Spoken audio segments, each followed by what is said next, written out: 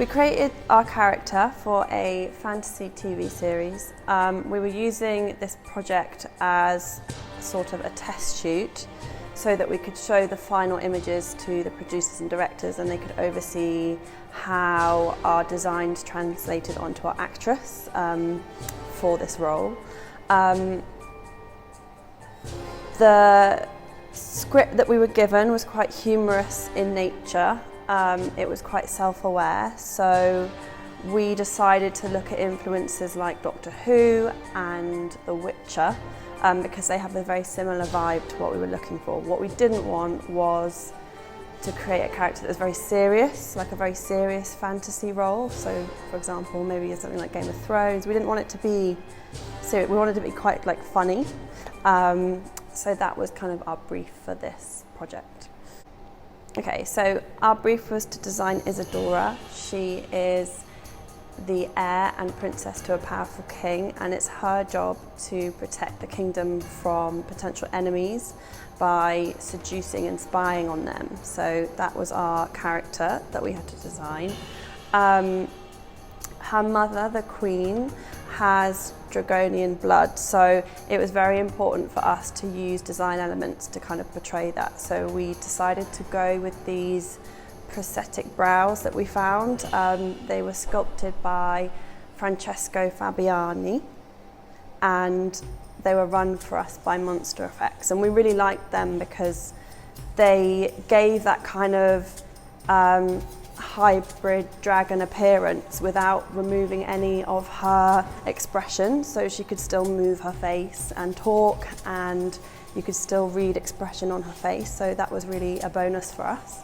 And because we didn't have much of a budget, Jemima sourced this beautiful green wig that we wanted to use. It was very cheap, but she did an amazing job of making it look really professional. So she did a lot of work to it. She reknotted the hairline so it looked really realistic, and she also added a lot of gold rings and kind of like gold embellishments to fit with our character being this kind of dragon who is obsessed with gold. So Theo was our makeup designer, and me and Jemima were the prosthetic applicators on set. We discussed with him what we were going to do and how we were going to achieve his vision. We ran into a couple of problems on the day. The brow pieces, it was very, very difficult to get them in line. I think our model had slightly uneven eyebrows and like brow bones. So when we were trying to line them up, we just couldn't figure out a way of getting them on evenly. So there was slightly, one was higher.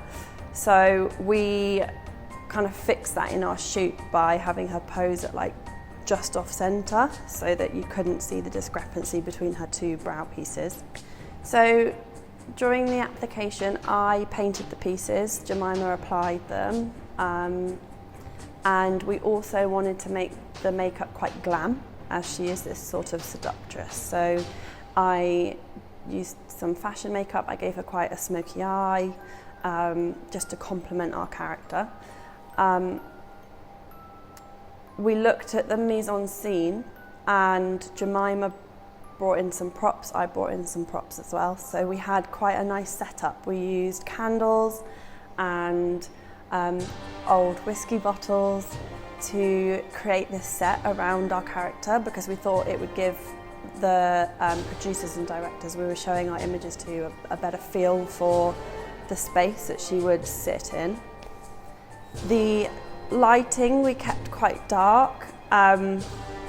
We brought in all these candles and we were hoping that we could kind of have her candle lit, but we weren't actually allowed to light them in the space we were shooting, so we're going to have to edit them in post and make them look lit. But the lighting itself was very dark, and we lit her from the side so that you could still see a lot of the texture from the brows. If you light something from in front, you lose a lot of the texture. So we wanted to have it kind of from the side so you could see the lovely sculpt that Francesco did for us.